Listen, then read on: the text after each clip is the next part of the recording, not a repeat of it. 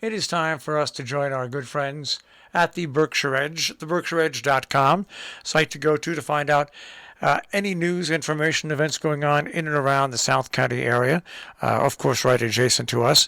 And every Wednesday, we happen to bring in David and Marcy, and we take a look at just some of the stories that they feature. Good morning, guys.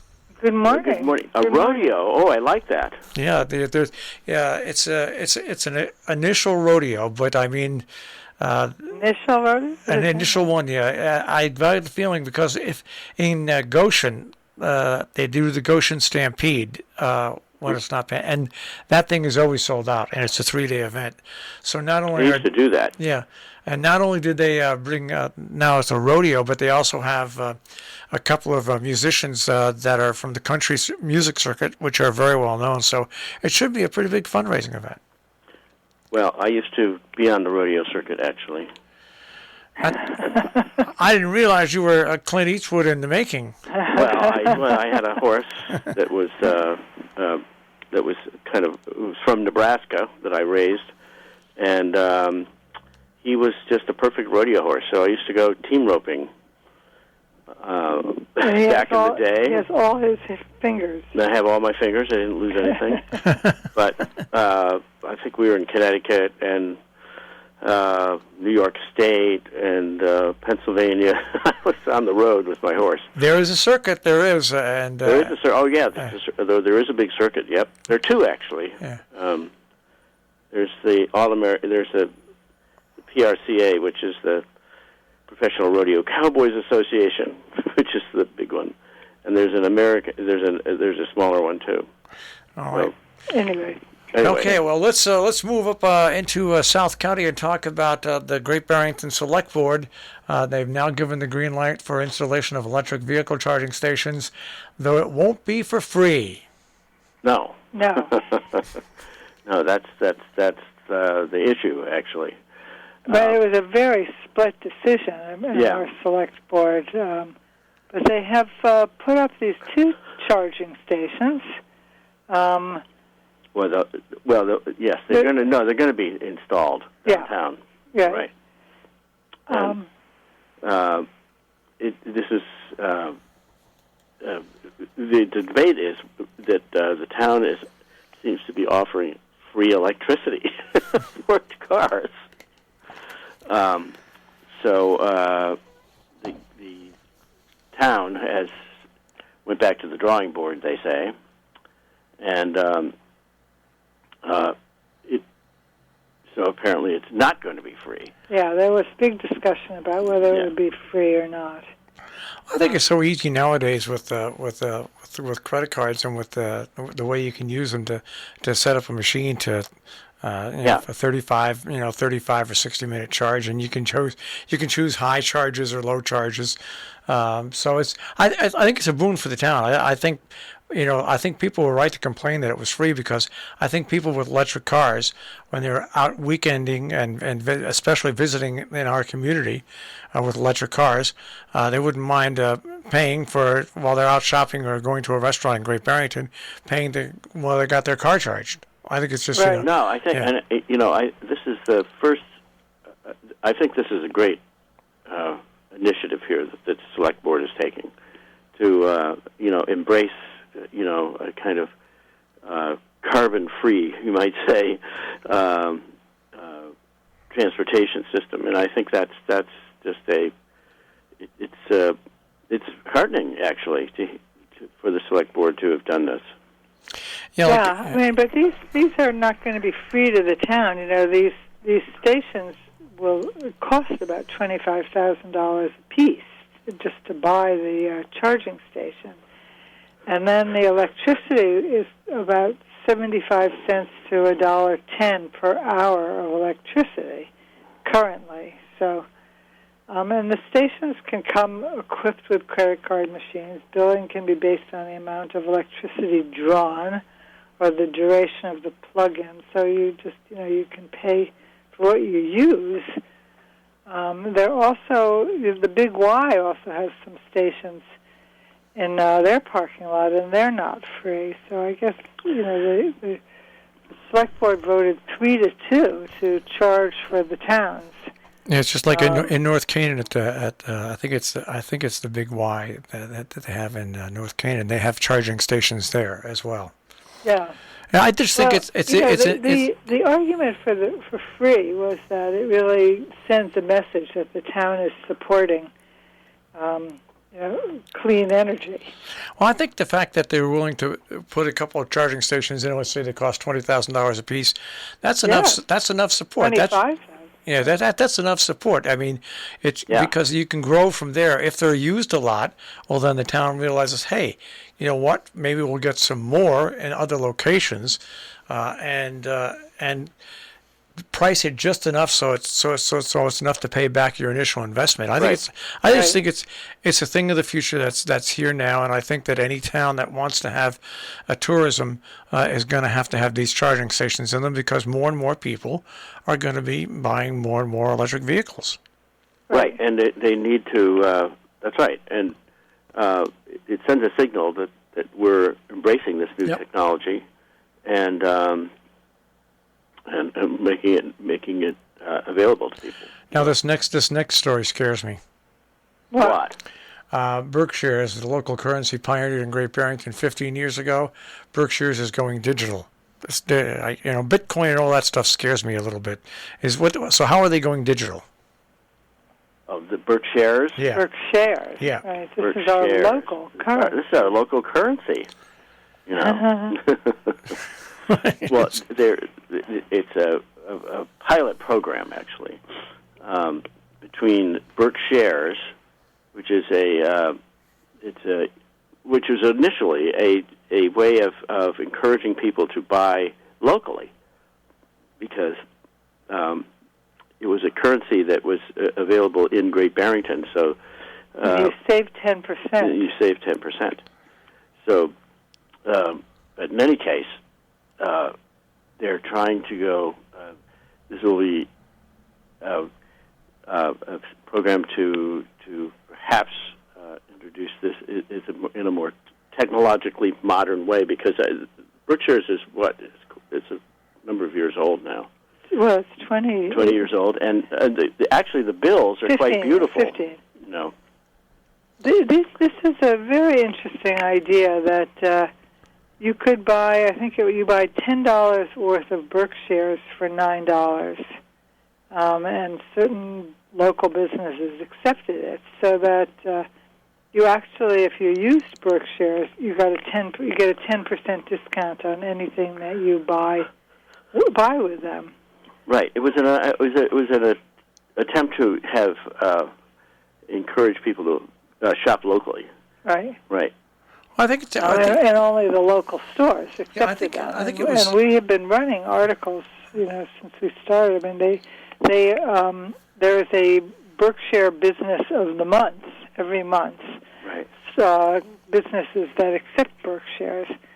And so now they're going to continue with the paper, but and this is just a local pilot. I think it's I've always been interested in it. I remember when it started, and I thought, this isn't going to be around long. But you know what? The great purpose of it is that it is local. It does give you a discount to shop local, and I just think that's terrific. I wish them all the success in the world. I mean, I think it's a great business decision. Yeah, but it's very local. I mean, there's no reason for you to be scared about it. It's very local. Oh, I was only joking when I say scared about it, because I was just comparing it to Bitcoin. Yeah, no, it's not. Oh, no, it's not Bitcoin. It's a very local. Well, the bills themselves are rather pretty, actually. They're beautiful. Yes, they're beautiful. And the bills are honor local celebrities. Like there's a Norman Rockwell. A Norman Rockwell bill, which is a 50 Berkshires bill. Yes. And so the Berkshires, the bills are quite attractive. Right. Yeah. All right, let's move on. Even a W.E.B. Du Bois bill. Is there a W.E.B. Du Bois bill? Yes, there is. Yeah. It's 5. That's 5. Okay. Who's the big one? The top one? Well, I think it's the Rockwell 50. I don't know. Is there a 50 is Rockwell. Yeah. Yeah. And I'm not sure who there's one that's 5 the 5 Berkshire bill is just a kind of a landscape. Yeah, but it's very pretty. Yeah, and as I say, there's Du Bois and there's some there are local personages, but also scenes from the Berkshires. There's 10 Berkshires has a picture of Mount Greylock on it. So. All right. Now you've got this couple of Berkshire school districts that are hiring a project manager to look at the process of merging the two districts. This is a never-ending story. Yeah. Well, but this is very open-minded.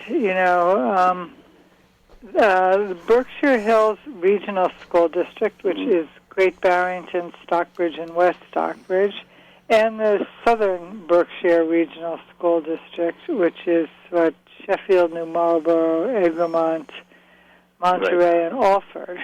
Right. They've hired a manager to study the financial and educational advisability of consolidating the two districts. And the other thing is that they are seeking the public's input. I mean, there is a questionnaire that they are distributing widely to ask the community what they think about this. I mean, the issue here is that the Southern Berkshire School District, which has a high school centered in Sheffield, has fewer and fewer students, and so it's becoming a kind of untenable situation for an educational infrastructure that is larger than too large.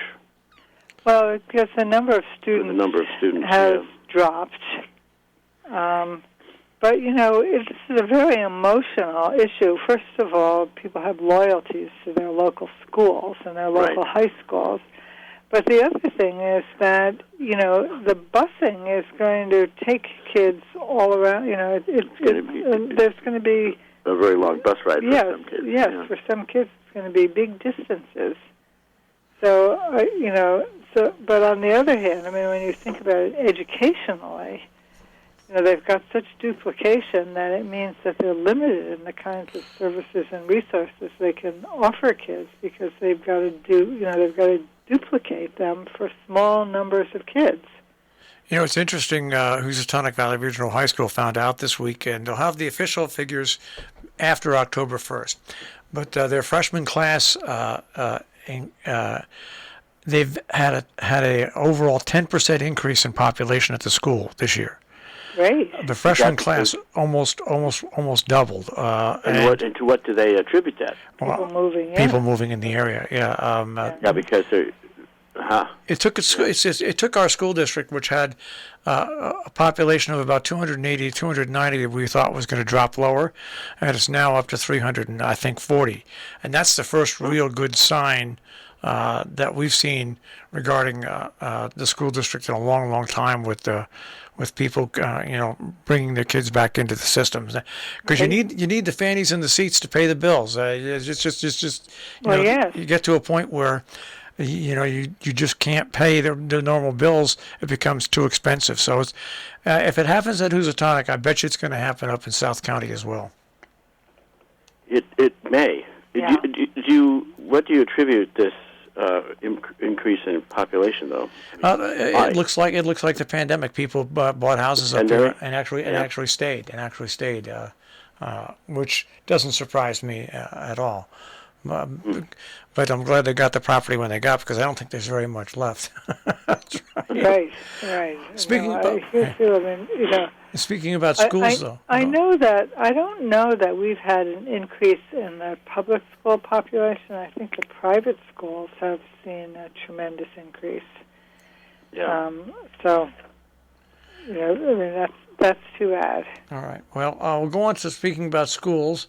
They've received that's right. Yeah, the original school district has received a $300,000 grant from the Barr Foundation. Right. This is the Berkshire Hills Regional School District, which is Great Barrington, Stockbridge, and West Stockbridge. And West Stockbridge, right. anyways, they've received a grant, $300,000 from the BAR, that's BARR Foundation. In Boston. In Boston, right. And it's to provide proficiency-based learning and assessment.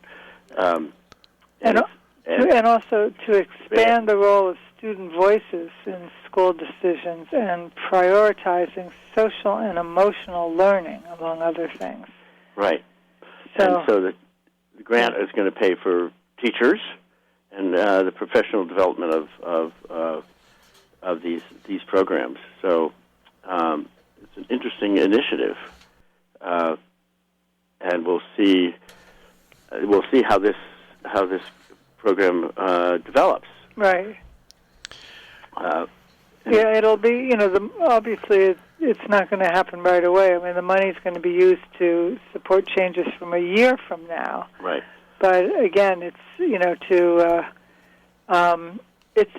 it's intended to create more challenging opportunities for a wider range of young people and support parents having a stronger voice in decisions and policy. So it's really intended to change the experience of going to school.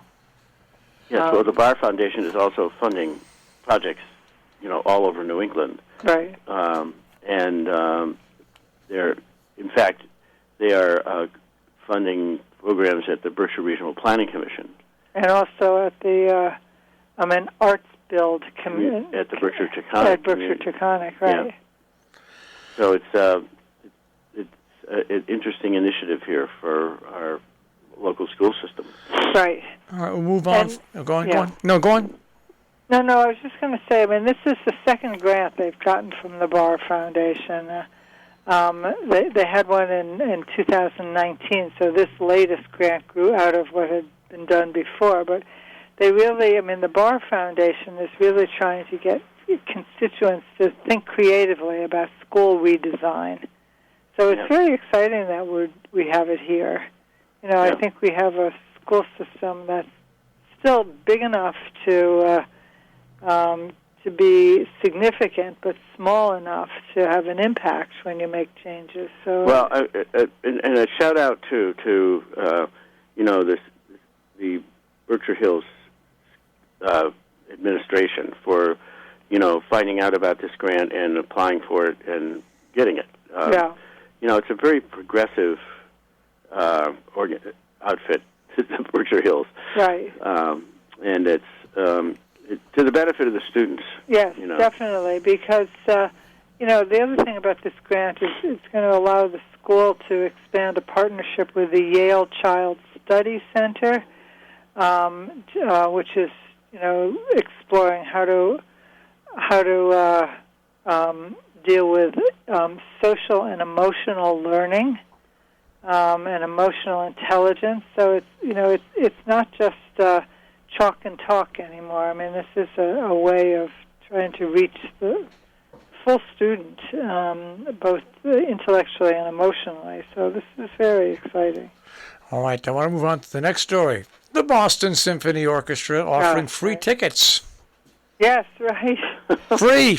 I know it may seem a little odd that we do this we write about this in Great Barrington when the concert is in Boston. But it's this Sunday, Monday, October 3rd. Yeah. There will be, is it October 3rd is Monday? No, I'm sorry, Sunday. Right. And it started at noon. They were reserving free tickets for a concert. It started on Monday. This past Monday, you can reserve free tickets for the October 3rd concert at Symphony Hall. I think it plays well out here because it's good news. It's good news about the symphony that really makes the summer out here. Basically, right. That's true. Right. That's right. But also, there's a backup. This is going to be a free concert. Yeah. But also, if you can't get tickets or you can't go to Boston, most of the concert will be available as a free BSO Now online stream from October 14th to November 13th. So more ways to keep the audience engaged, really. Yes, definitely. Right. And keep their name out there. All right, we're going to wrap up with Carol Owens, and she has a column about the tradition of women's clubs in the Berkshires. Oh, I love this story because there are I know that there are traditionally there have been in the Berkshires these clubs. There's men's clubs and women's clubs, and she's featuring the history of the Berkshire County Women's Clubs, and it's they're kind of they're interesting groups. It's a tradition. I'm not sure whether how active this tradition is these days, but it was at one time a kind of active way of well, it was both socializing and doing community service. Right, and people have book clubs, of course, and this was similar to that, where women and men. There were men's clubs as well. It's an old tradition. Right, and actually, there were women formed the Women's Press Club, and today it's called the National Press Club, in which women graciously accept men. So, some of these women's organizations. But there's one that's very well known here, and I think Carol is also very active in it, called the Tuesday Club. Yes. It's over 100 years old. Let's see. Yeah. Yeah. Yes. She's talking about in 1892, the annual membership was $1, which is the equivalent of approximately $25 today. So this is more than 129 years old. This Tuesday Club, and they, it's a very inclusive club. I think anybody can join. I think, but I'm not sure. It endures, and they do projects, and it's something that you don't learn about until you've been in the Berkshires for a while. So it's kind of a very interesting bit of local lore. We've got a lot of local service organizations, both men and women, in our area throughout the tri-state region. Right. And people don't realize that the money that they all raise for the projects that they do locally saves taxpayers dollars. And also creates an interesting environment to live and work and play in. So, like everything else, the aging of the population, some of these clubs get smaller and smaller, but new ones pop up. Because women are working and they don't have the free time. That women working has transformed the nonprofit sector, which used to be run primarily by volunteers, by women volunteers, but now women are working, so they don't have the time to volunteer. Yeah, it's something that social clubs are facing, but that is an interesting take. I'm going to have to read that story from Carol Owens, the tradition of women's clubs in the Berkshires. Right. Well, as we said, the BerkshireEdge.com is available 24 hours, 7 days a week, news, information, and also your calendar of coming events and your magazine. In the magazine, and now we have a new wedding directory. It's a directory to all the venues and vendors who service the wedding industry. So, and in our November issue, we're going to have a big wedding section that is a companion to the online directory. So, because the Berkshires have become wedding central. There's a lot of great places to hold things up here, I tell you that. Oh, there are. There are, yeah. Oh, amazing. Yeah. And a lot of good service people to support you. Absolutely. Well, so you can find the Berkshire Edge at theberkshireedge.com, and you can find David and Marcy right here on Robin Hood Radio on a Wednesday morning, just about 8:35 every Wednesday morning. Guys, have a great week. Have a great week. Stay warm, and we'll speak to you next week. Yes, you too, Marshall. Thank you. We might have to turn the heat on. I know. It's just, well, if I can make it to October 1st, I feel better about myself. Yeah, me too. Me too. Right. I saved the money on that oil. That's right. All right, take care. Okay, bye. Okay, bye-bye. That is, once again, the Berkshire Edge on air here on Robin Hood Radio, and you can find them, of course, at theberkshireedge.com.